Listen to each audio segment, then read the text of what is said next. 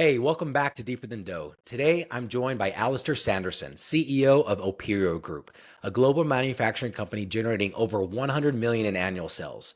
Alastair's entrepreneur journey started back in 2009 when he launched a small business that quickly pivoted into a machinery and rebranded as LFA Machines in 2010. Under his leadership, the company grew from earning just $3,900 in its first year to over 10 million by 2021. In this episode, Alistair shares what it's like to build a family-owned business, open offices around the world, and navigate acquisitions while balancing work and family life. We dive into cultural differences between the UK and the US, the power of community, and redefining success beyond material wealth. Alistair's story is packed with lessons on resilience, purpose, and perspective. This is one you don't want to miss out on. All right, welcome back to another episode of the Deeper Than Dough podcast. Today, I'm super excited to have Alastair Sanderson on the show. Alastair, welcome. Hey Bennett, how are you today? Really good. I'm excited to dive in. Yeah. One, you got to tell us where your accent's from, and then and then two, give us just a minute or so of your background, who you are. Born in the UK, grew up just outside of Oxford in a village, which is not quite as quintessential as it sounds, although to a lot of Americans it sounds like quite dreamy, right? I remember distinctly we had 13 pubs and 7 churches. So like that kind of ratio of alcohol to religion. But yeah, just a place called Kidlington Okay, is where I grew up. Yeah. awesome. And walk me through it. Kids, married, anything Yeah. else about your background? Yeah, the whole kit and caboodle. A fantastic wife, very, very supportive wife, Alyssa, and then 2 kids, Daniel and Amelia. I've got 2 and 4, so boy and Okay. girl, 2 And and how 4. long have you lived in the States? Right now, you're in Kansas City. How long have you been stateside? Yeah, so I started coming to the States quite a lot around 2015. Opened up a branch office over here in 2016, end of 2016, and then got a certain type of visa that allowed prolonged stays from 2018. So really kind of like started laying roots in 2018 and then met Alyssa, married, kids, and now I'm a green card holder. I'd say kind of like it ramped up starting in 2015, but really 2018 was like the big move. I remember landing in Texas. So our head office is in Texas, right? And I didn't even go to like bed. I just went straight to the Toyota dealership and got the Tundra on order because, like, it's what you need if you're going to be living in You're in Texas. Texas. You need the Yeah, truck. right. Yeah. Welcome to the States. Um, I'm really interested to hear about the cultural differences between the UK and the United States when it comes to, I mean, really when it comes to anything, whether it's raising a family, what are the pros and cons, friendships and the closeness of that, or business. You could go kind of wherever you want, but what are the pros and cons of living here versus there, or vice versa? Yeah. I get a question actually that's not the same question, but I get this question a lot being somebody from the UK who lives in the United States. And the question basically sounds like this. Like it's either what is the best thing about the United States or what do you love about being in the United States? And my default answer really overlaps with the same answer I give to you, and that is community. Like America has got this incredible sense of community. And I know that, over the last few years, it's felt a little bit fractured in places, but I don't think people here really realize how embedded it is into our society. And it's just something that we don't have in the UK. Right. And so I think that that's like a great thing. And I think that that's a great thing to bring up a family in. Family is super important to me. So in the States, you'll drive around the neighborhoods, and firstly, the neighborhoods are named. Right, like I live Yeah. in Timbers Edge, right? Like, so you're already in like a community, but then you'll see like state level flags, you'll see school flags, you'll see, American flags. In England, you don't drive around and just see like Union Jacks hanging off of people's houses. And so, like, there's this real sense of belonging and this sense of community that I just love about the States. And I think it's really healthy to bring up a family inside that kind of like Yeah. bigger sense of community. So, yeah. And so take that and then times it by 50, and that's what you have in Utah. Yeah, for sure, dude. Yeah. I like because now I've lived in California and a handful of different cities and North Carolina and Chicago and moving around for sales. I never really know my neighbors, but when I grew up Mormon LDS, Hmm. I'm not even joking. The closest 200 houses, I knew every single person's last name. I'm like, Yeah. that's brother this and this and that. You know what I mean? Yeah. And I'm like, anyways, for that, and I think it also that community translates to a really good entrepreneurship environment, whether it's, I mean, anytime you have a good community, then you have the support. You can build off of it, certainly. Well, what's the flip side? What does the UK have better that you miss? Uh, it descends into food at this point, as Okay. it quite often does.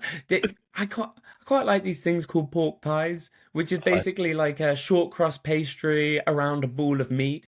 I, Uh-huh. I don't know how else to describe it, but a big fan of pork pies. The other thing, and you're in effectively confectionery, right? Like you're in the dough business, right? But they have something in the UK called a crumpet. Okay. And America, you need the crumpet. We'll bring It's we'll bring crumpets to dirty doughs. it's so good. So it's like a breakfast food. It's halfway between a pancake and like an English scone. It goes in the toaster and it has like delicious little holes for butter to melt into. You guys Okay. would love it. Like it's everything you like about life. It's carbohydrates, it's super simple and it tastes great. Carbohydrates and, yeah, and butter. Yep. Um, I discovered that when I was older. I was like, man, my mom's such a good cook. And then I'm like watching her cook as I'm older. I'm like, oh, you just use a lot of butter. Yeah, yeah, right. My You just put father-in-law. 3 times as much as butter on the egg, and that's why they taste good. Um, Yeah, yeah. so what about business though? What were you doing in the UK from a professional standpoint, and what are you doing now? Yeah, so I sell machinery. I sell industrial machinery to food and pharmaceutical manufacturers predominantly, and I was doing that in the United Kingdom. And the thing about selling industrial machinery is if you get good at it, it's not like a, cookie store. You can't open up another one 10 miles down the road and have Uh, the same level of success. You have to go a lot further. And so our second location that we opened was in the US. And the US is such a strong economy. Again, this is like one of the real benefits for living here. I don't know that everybody fully understands how lucky we are that we just hit the lottery by being in this country. And so the office over here just exploded. Even in comparison to the UK, it was like within 6 to 12 months, it was 5, 6 times bigger. so Yeah. what's the why that's driving you? Me as an individual, Yeah. it's always been family. First, that was in my brother. My brother and I started the business together, and it was very much a we why, right? Like we together wanted to go out and do a bunch of things together. In fact, we Uh-huh. set our initial core values for the business very much around like us supporting each other, bettering ourselves, learning together, growing together, right? Like Mm. that was our why, and those were our values around that. And now that I've got my own family and he's got his own family, I think that family element's still very much there for us, but it's kind of maybe not so much for each other as it is that kind of growing, our growing community, our growing kind Yeah. of like network around ourselves. So what does that look like? Because I say the same thing, and I said the same thing 3 years ago when I didn't even, I was just putting my head down, working, overweight, just not a great relationship. But I'm like, it's going to be worth it for my family, right? If I could just sacrifice all the time that I have with them right now, I maybe could have some future with them, whatever. And I kind of went through that and then felt a lot of emptiness after I sold my first company because I'm like, man, I sacrificed all this family time when I was doing it with my family. But it's like I'm not doing it for them because I just sacrificed them. And then I made a very hard rule. I'm like, okay, no, not working past 4, not working weekends. Like it doesn't matter. I'm actually going to start trying to put this first. Are there any actionable or tips or tricks on like, okay, family's the most important, but if you've been in the US or anywhere, people just work themselves to death To work for a themselves. greater cause. That's not really a great, it's disguised as family. It's really just because I like working and I want to stay busy. Yeah, yeah. It's such a hard thing that I think a lot of people kind of really wrestle with, especially working mums, right? Like my wife's a super professional. She's really smart, really crazy talented woman. And as we had kids come into the world, we both wrestled with this kind of concept in different ways, right? Because she was going on her career path and we were having to make decisions about what that looked like. I was going on my career path. We had to make decisions about what that looked like. I don't think we also have this like horrible thing where we're like, oh, we'll achieve work-life balance, right? Like this like unobtainable kind of like concept. And for me personally, it's difficult to get that balance. I think trying to strive for it. So being okay with the fact that there are going to be what I feel like are sprints in life, right? But Yeah. acknowledging that it's a sprint and acknowledging that you can't sprint forever is like super important to me. So like if I'm doing an M&A transaction, because we've gone through a roll up, so we're swallowing in businesses quite quickly, right? On the run up to that, I'll have like a crazy 6 month sprint and I'll be doing what looks like from the outside a very unbalanced thing. Like it's just, it wouldn't be sustainable over the long period, standardly 12-hour days traveling most weeks kind of thing, right? And that you couldn't look at that and objectively say I was putting my family first, but I do that for that period in the acknowledgement that the next period will come afterwards, and then that'll be like majorly reduced in that workload, and then understanding that that second period has its own frustrations around it, right? Like actually sitting on the floor reading like truck jeep to my 2-year-old son for like the fourth time in the row is also not like in the moment like Yeah. necessarily the most enjoyable thing, but like just appreciating that moment for what it is and then appreciating the sprint for what it is as well. That's kind of that's where I'm at on those things. I like it. I've implemented the sprints as well. Not a 6 month sprint. It's like, shoot, I need 200 grand or we're going under and I got 2 weeks to find it. So baby, you probably aren't going to see me that much. Like those are my sprints when I'm like back against the wall. Yeah. Other than that, I'm like, I've looked at my past. I only started business 2020, 2020. Yeah. 5 years ago next month. Wow. And I started a solar company, 18 months is quick, and I sold it. And then Dirty Dough bought it, sold 400 franchises, opened up 100 and sold that. And then I'm looking back on it, and I did do those sprints. And there's no question here. This is just just having a conversation. I'm Yeah. looking back on it, and I'm like, okay, if I didn't do the sprints, what would I have achieved?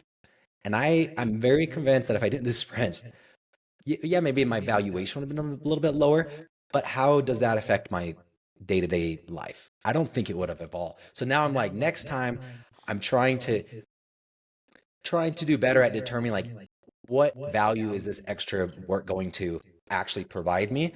If is it going to take me from 10 million to 11 million? Because if it does, like, who cares, right? Like, does your lifestyle doesn't change at all. So any feedback on that thought process? Yeah, so yeah, I think it's an important thing to acknowledge. I've had what I would describe as a bunch of small exits. So like I've exited a business, but never like a multi-million-dollar exit, right? So I've not had that moment of like opening a bank account and being like, whoa, what the hell is Mhm. going on there? Right?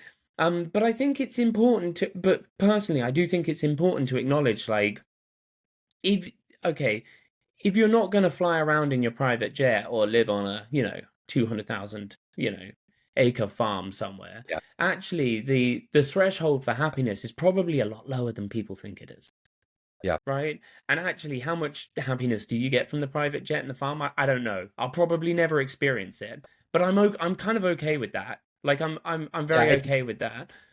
I mean, I was telling you right before the call, I went to Kansas for a day 2 or so weeks ago, and it was on a private jet. I didn't pay for it, but the dude, I mean, it cost him 20 grand to go there and back in a day, And it's just Yeah. like, versus, I mean, he even told me himself because we were talking. Somebody else was like, "Oh, I've looked at a jet, but it never pencils in." And the guy who owns the jet, he goes, "It'll never pencil. Yeah. Just, it'll never pencil. If you're trying to pencil it, it just doesn't make sense."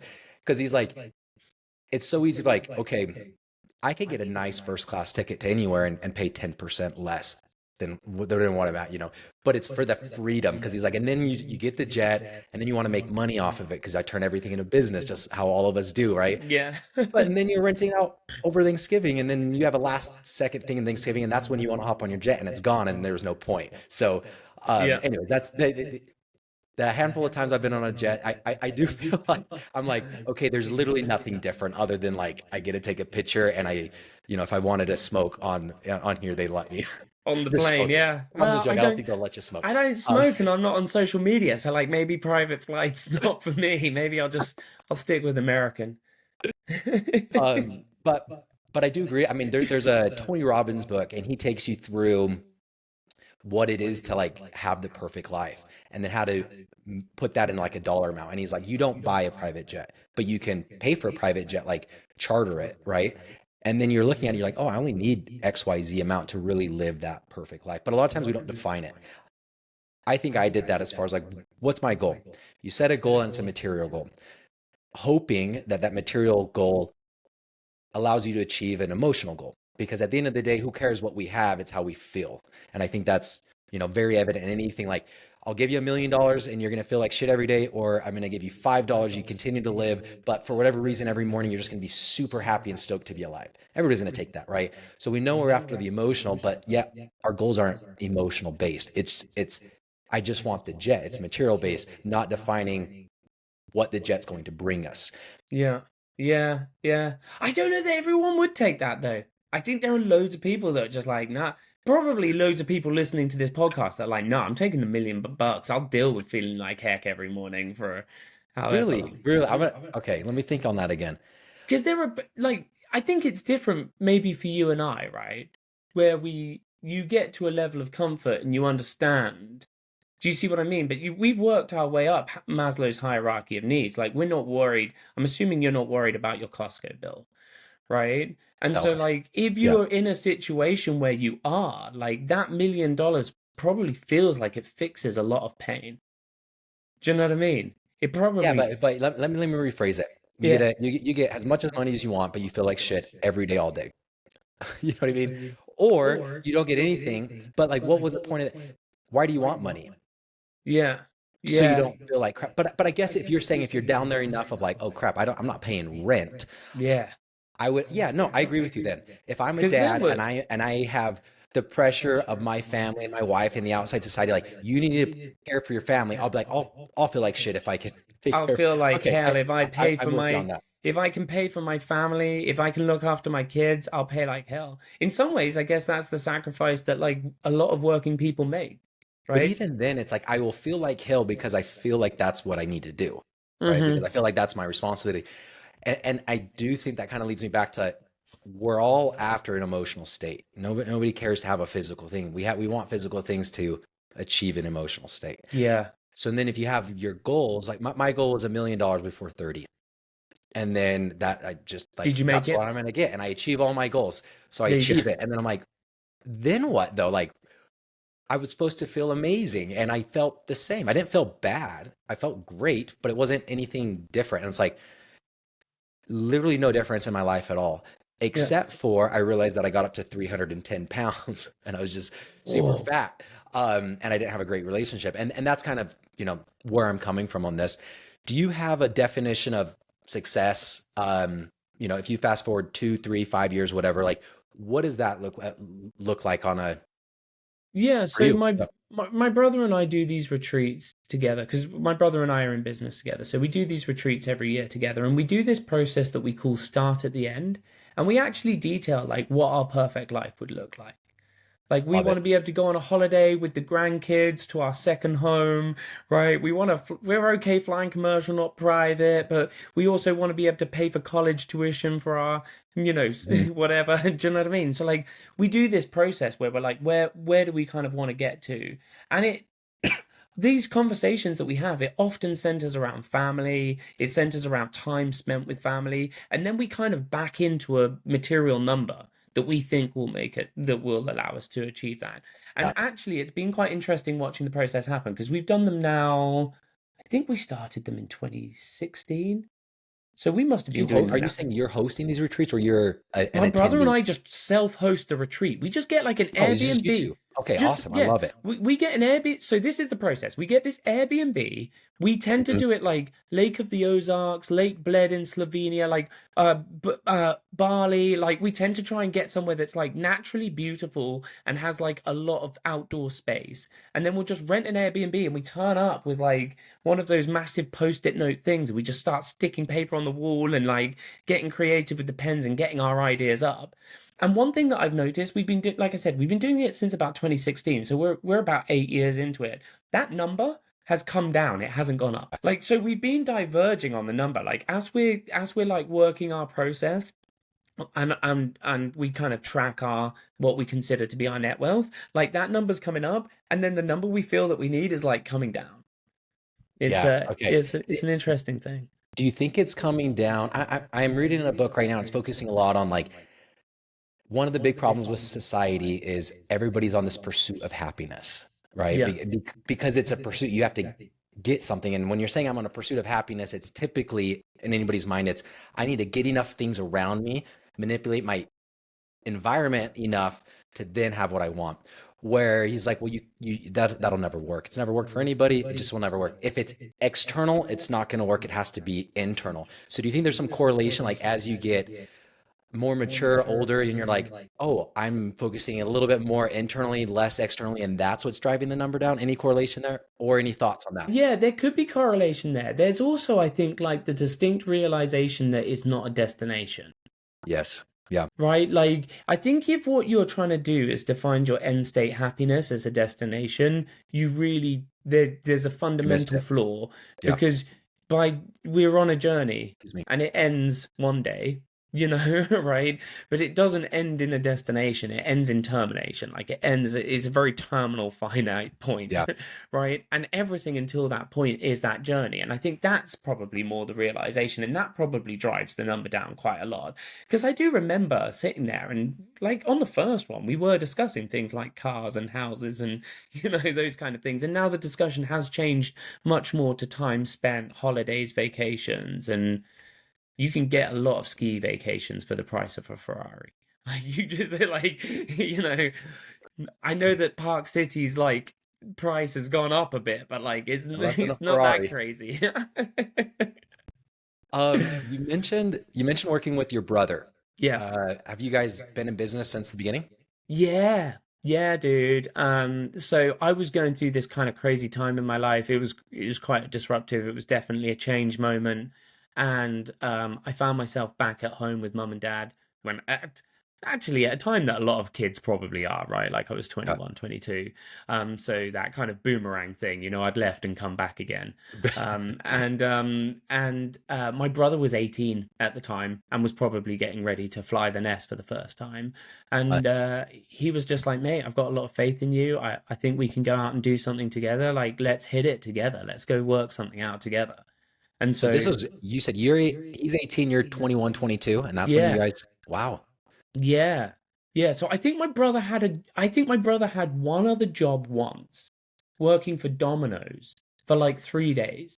And I think that's the only other job he's ever had. Wow. And then I had like a handful of other jobs as I was growing up. But yeah, Do you- predominantly most of my working life has been self-employed entrepreneur. I want to tackle that more specifically, you working with your brother, because you hear Yep. this, don't do business with family. I Yes. have 8 siblings, and I think Yep. I've done business with all of them. I own the solar company with a brother. I own a few real estate properties with one. I bought Dirty Dough with another one.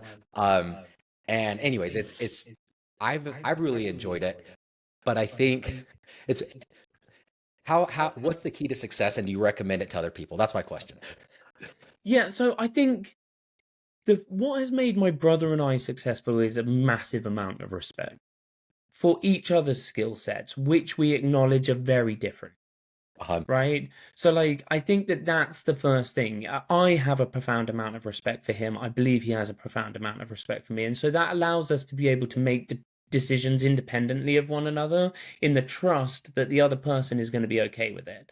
And I genuinely trust him to make decisions that I know to be in his area of expertise. So I think that just really helps, yeah, right? We're not second guessing each other. We're not questioning each other's decisions. And then the other thing is like, just just like mum and dad, right? Like when you do have a disagreement, keep it private, dude. Like, do not air that dirty laundry in front of the rest of the team. Like, go away as a group, get yeah. united over what the decision is going to be, and then come back to the table and like that's the decision, right? And so we've also always been really good at that. Because it does happen. There will be disagreements, right? But I think if you layer in respect and layer in dealing with those disagreements in private, especially if you're both owners in the business, right? I think Yeah. that can actually facilitate like a really healthy business environment and a really I would healthy agree working with all of relationship. that. I got very lucky with my solar business. I wouldn't have gone into business unless it was my brother, because I was just knocking doors selling, and he's like, "Why don't you do this online?" I don't know how to, or I don't know anything about business. But he's 13 years older than me and has been in business for 20 something years, and got very lucky for that. So I'm very grateful for that. But we did a 50-50 partnership, which I've since learned that that's like the second killer of businesses outside of Yes. finances, because then there's not anybody, it's not about the equity, it's about the decision and the ability to to Yeah. resolve an argument, I guess, or Yeah. resolve a path going forward. But luckily it went, and I think a lot of that was the respect. Do you feel like you grew up with that respect due to parenting, or is this something like, no, it's when we were adults and we started working together, and then I really got to appreciate his skills? How did that respect develop? Yeah, that's a really great question. I don't have any older brothers. I'm the oldest sibling. But I had a very kind of probably not very, but probably more of a protective parental relationship with my brother, and my brother probably had one of a younger sibling looking up towards an older sibling, kind of like imitation when we were growing up, which is natural in kids, right? So I think that was more like that, but it was a more sibling relationship. Now it's definitely a very professional, respectful relationship. I think that grew over time, actually. So we've done a bunch of businesses together. This isn't the first one. We've had a few different businesses, and some have imploded and some have gone okay. This is definitely the one that's had the longest legs on it. And we also had a business with friends once. There were two friends on that side and my brother and I on the other side. And we used to joke that it was 50-50-50, but it wasn't. It was 50-50. They owned 25% each and we owned 25% each. And actually, we ended up in the same landlocked that you just discussed earlier. Yeah, Even though it wasn't a true 50-50, we it's would still, never yeah, not side with the other half, yeah. right? So we knew we were in deadlock. And it caused a lot of trouble. It caused a lot of trouble. It can be really damaging 50-50 to a business. I would highly recommend against it. Yeah, I mean, I show up to the startup course right after I sell my first company for, and I'm like stoked about it. And he, like, what am I going to learn? And he throws up a cap table and it has two partners. And it's, I think there's two sets of caps tables. One says, 50-50, and the other one said 25-25-25-25. And he goes, what's the problem? And everybody's looking at the names and the amount of shares and he's like, no, it's that they can't make decisions.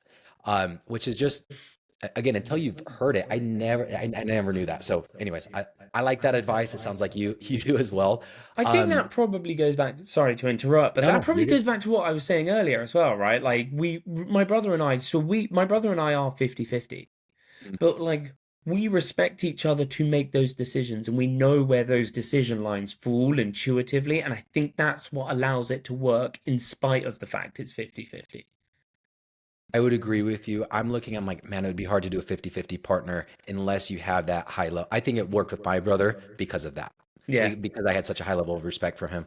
Yeah. And I hope he had a little bit of respect for his little Yeah, I'm bro. sure he did, man. I'm like, He was I don't like, know. "Hey, come on, let's get this done." Um, so you mentioned a handful of different businesses. I want to focus on, again, going back to let's leave the material aside. Which of these businesses that you've done have been the most and least fulfilling, and why? And if you could talk to it in a lens of somebody trying to start a business or in a business and trying to find like their why other than the Yeah, material, like yeah, what would you tell them? yeah. So business is really hard, right? It's really, Amen. really hard. I don't smoke or drink, and yet there are days that you could have my whole business for $20, a case of beers and a pack of smokes, right? Like the whole thing. Just take it all. The key, you get the keys. That's all I'm looking for, right? We've all been there. That's We've why I'm all laughing. been Like there. I'm like, oh my God, there's been a million. I'm like, I'll pay you if you take my business. Yeah. We're done. We're done. And so business is really hard. And so if you think that your only motivation is the dollar number at the end of the tunnel, I promise you that will not survive something. I don't know what the challenge is, but there will be a challenge so big that your motivation for that dollar number will just deplete. It has to be something bigger than that. And like I mentioned earlier, initially that bigger than that for me was my brother. I wanted to do it for him because he wanted to do it for me. I believed in him. He believed in me. He took a chance on me. We were doing it together. And that was that big motivating factor. In the early days, we used to joke that we weren't in a particular business because we tried so many things.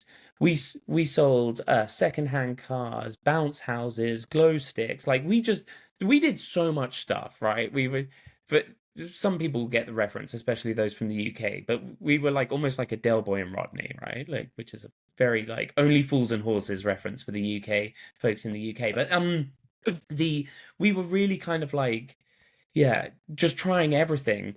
And so it we didn't get our why so much from the business. We took an external why.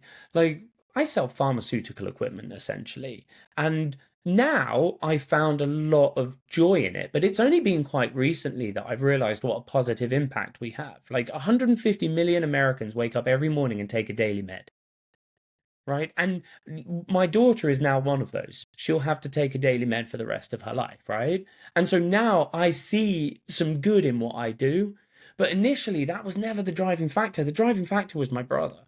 I just wanted to do anything to do right by him. And I believe he wanted to do anything to do right by me. And that was enough to get us through like all of those really difficult sticking moments. Couldn't agree more. I've said the same thing 1,000 times. Like, if it's money, you'll get crushed, and money's not worth it anymore. So Yeah. you're just gonna give up unless there's something bigger on that. And then the positive impact. My first job, I think, anyways, one of the first ones, pest control door to door. I sold for 2 months, made 20 something grand as a college kid. I'm like, sweet, like Yep. I'm sold on this. I don't know what I'm doing. I've never sold. I went and recruited 40 dudes, all of them in college kids in Utah. We all moved to North Carolina. And I was the manager. I've only been doing this for 2 months. Yeah, I got right. 40 people. And a lot of like, how do you sell pest control as a 21-year-old? Like, you can't relate to it, right? You're not passionate about it, and you need that for sales. And what you said, I think, probably can be applied to everything. Like, you just need to you need to take a step back and look at the actual impact. So this is what I started selling, pest control on. I mean, training my team on is like, look, if you knock on somebody's door and go to the next door, who wins, right? If you knock on the door and they decide to get pest control, they have unlimited pest control for the year.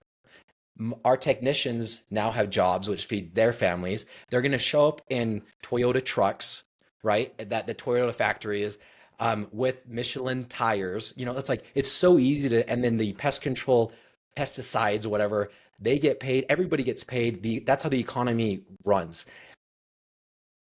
21-year-olds could buy that. That's easy to understand. Like, oh wow, I'm generating, or it's like, okay, you go sell 100 pest control contracts. You're generating $50,000 in revenue into the economy and taxes and all that. So I would challenge anybody to find that, right? If you're not as passionate about whatever you're doing, like, find that you don't need to go switch what you're doing immediately. Just find the passion what you're already doing, because I don't know, it's hard to find a product that you can't be creative and like, no, this is the actual impact. I'm impacting so many different people by just doing this one thing. So, anyways, I loved what you said about the business being hard. So I have a follow-up question with that, because it is hard. Do you have any philosophies that, when business is getting as hard as it gets, any life philosophies that help you get through those moments?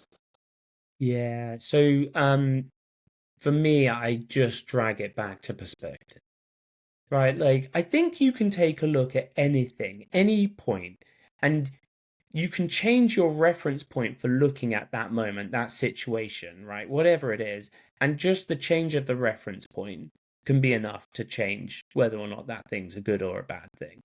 You know, But every sorry, time. I So, lost the respect, unless you're still getting there. Because you said it comes back to respect, right? no, no, I think sorry, perspective. It comes back to Perspective. I perspective. thought you said, I was like, well, okay, No, perspective, sorry, dude. 100% on It's with you. the English accent. Yeah, we'll blame it on that. We'll And blame it on maybe that. Not that maybe I not a don't know how great to listen. microphone. But yeah, so for me it comes back to perspective, right? Like, how do you frame something? Yep. How do you frame something? Because every every moment in my life, however challenging it has been, has led me to the day that I am at today. And I'm really happy with where I'm at today. Mhm. Which means, by the definition, like, every single challenging moment I've had has taught me something, has allowed me to grow, has educated me in a way, like, it all has these inflections on us. And so sometimes when you're in the moment, trying to remind yourself of that, it can be really hard, but it's like super important. Like, hey, I'm losing my CFO, right? Okay, but what are you going to learn from it? What new Mhm. skill are you going to have? How are you going to understand your business better? What good is going to come out of it? Are we going to get someone better out of the other side of it? If so, how much better is she going to be? What's the business going to do if we get somebody better? Like, could this put the business on a whole different trajectory where we're now able to do twice as well as we thought we were going to do? So you can change that perspective from, oh no, my CEO's imploding, to, oh yes, I'm going to get an amazing new CEO and this is the direction I'm going to take it on and I'm going to understand my business better for it. Now, Yeah. that in that moment can be really, really hard to do. I think it's a learned skill, right? It's something that you have to, like any other muscle, you just have to practice it. And then also just putting it in perspective of, the big things. Is a family member dead or sick? No. It's just money. Money's replaceable oftentimes, right? Mhm. I really like that expression. Nothing is quite as good or as bad as you initially think it is. You win that big contract, it's probably not quite as good as you think it is, right? You lose that big contract, it's probably not quite as bad as you think it is, right? So just like taking that moment, changing my perspective, figuring out what good's going to come from it, and then trying to put that moment in perspective of the things that actually matter in life. The not as good or bad as you think it is. I liked how you phrased that. That's what I've always said. Like that's what separates a normal salesperson from a great salesperson. Is when you land the big contracts or you lose the big deals, it's that emotional resilience or, emotional IQ, knowing that don't get your hopes up here. And then I think a lot of that comes back to expectations.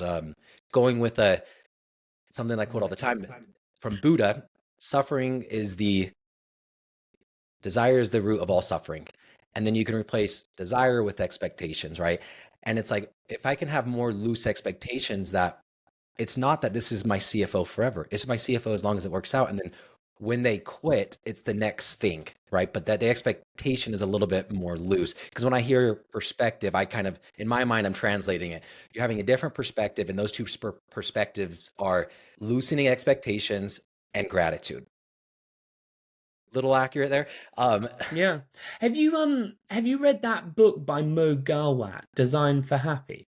No, but I'm gonna write it down. Oh, dude, I think you'd really appreciate that book. So it was Designed for happy. he was like high up in Google X, their like moonshot project Yeah. division, and he lost his son passed away. And he really talks about happiness from like an engineer's perspective. So engineers think in like a really unique way, especially coders, right? But this book, Designed for Happy, is just so good. And something you said a moment ago really made me think of it. He says in his book, happiness is expectations plus or minus reality, Yeah. which I Yeah. super like that. I super like that kind of thing, and it's the same thing, isn't it? So A yeah, lot of check people out. are attributing, oh, sorry, go ahead. Sorry, no, after you. A lot of people are attributing the social media or the mental health crisis to social media because, yeah, your emotional state is a result of your expectations expectations versus reality. And social media is raising that. I need to be on the private jet. I need to do this. I need to do that. When your reality stays the same. And then, anyways, Yeah, um, I, for me personally, looking into it, I've identified that, and I would agree that that's the number one cause for sadness, depression, anxiety is that gap between expectation and reality. definitely. And I think social media exacerbates that. Is one of the reasons why I'm not on it. If you have 300 friends and each of them post one great day a year, like them on a beach in Hawaii with their loved ones or whatever, right? That means that every day you see somebody's best life, Mm-hmm. pretty much, right? But the reality is, you're not always going to have every day's not always going to be a best life. Sometimes your kid's just going to be sick, right? And Yep. screaming in your face, right? Like that's just part of the journey that we go on. And so, but they don't post that on Instagram. Like, hey, this is my kid yelling at me. This is me in a really bad parenting moment. But Yep. we all have them and they all exist. So yeah, and I'm assuming quite a few entrepreneurs or young entrepreneurs are going to be listening to this podcast. So, like, there's a message that I would have for them as well, right? There's a certain thing I've seen a lot of people around business, right? A lot of smart people, a lot of people who have worked really, really hard, and they just haven't had that certain amount of luck for their business idea to get traction and get off the floor. And I think it's really important if you're an entrepreneur that you understand you've got to work really hard and get lucky and catch a wave, right? Like it won't always happen for everybody. And I think a lot of people, they can tie their self-worth to their success as well. And then if it doesn't come to fruition, they beat on themselves a lot. And sometimes there might be space for that, right? But we also need to leave a little bit of space for this idea didn't just connect. But don't give up. Keep out there, keep working hard, keep paddling, and you might catch the next wave. But like not everyone will. And timing is, I mean, catching the wave, you have to hit the timing right. And who knows what the timing is? You just get into business. It's like trying to predict the stock market, you know. Hmm. It's like no traders are outperforming the market, you know, but they're trying every single day. But it's, anyways, Mm. I was going to ask, and you kind of already answered it. But the last question would be any advice that you have to these anybody looking at starting business or currently in business getting their butt kicked. It's been a If you're hard year. currently in business getting your butt kicked, don't worry, we've all been there. Right? Welcome to the arena. Like you'll be fine.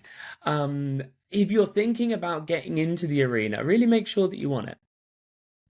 I think again, we in America we have an idealization of entrepreneurs. There's like this Yeah. idealization, and it doesn't necessarily have to be for everybody. It is a great journey. Like I've really enjoyed it. I would really recommend it to the right people. I think some people flourish in this environment. I used to think that everybody should be an entrepreneur because I was one. I was a young entrepreneur. This is great. Why doesn't everybody do this, I'm the right? same thing. I was Yeah. looking around me. I think as I've matured a little bit as well, I'm now a little bit more like, hey, this journey isn't for everyone, and that's okay.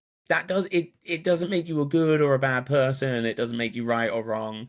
It's just a thing. Like being an Yeah. entrepreneur is a really tough gig. It's highly rewarding, but really know that you want it, and not want it for the $1 million paycheck at the end or the ten Yeah. million dollar paycheck at the end. Want it for something else. Well, I love that. I appreciate everything you shared. This Yeah, has been great. Bennett, it's great to Um, meet you, dude. yeah. What's the best place for people to connect with you? Like I said earlier, I don't really have social media, but the marketing team uh, told me that I needed a LinkedIn. So told me I wasn't allowed to not have one. So I do have a LinkedIn account. You can connect with me there. I do answer messages on it, and this is a genuine offer. Actually, I will pay it forward if anybody, because so many people have paid it forward to me. Like I've had so many coaches and mentors over the years. I certainly haven't achieved all of this myself.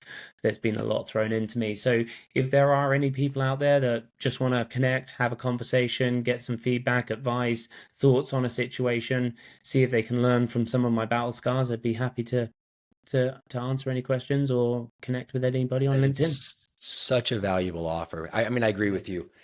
Nobody gets to where they're at without the help. So you could try to do it by yourself and then make a ton of mistakes and then go ask for help, or Yep. just say, I mean, one of the best pieces of advice that I received was when you have an idea, tell any and everybody it. Don't worry about people like stealing your idea. Anyways, if somebody is successful in business offering, hey, I'll jump on a call and just be a sounding board, man, what a great offer. So, Yeah. Alistair, I really appreciate that. No And worries, dude. well, Alistair, I appreciate everything that you shared with us. Thanks for coming.